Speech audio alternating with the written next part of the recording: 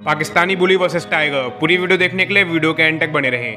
पाकिस्तानी बुली एक dangerous dog breed में से एक है। टाइगर एक डेंजरस वाइल्ड एनिमल में से एक है। पाकिस्तानी बुली का वेट 60 से 90 केजी तक होता है।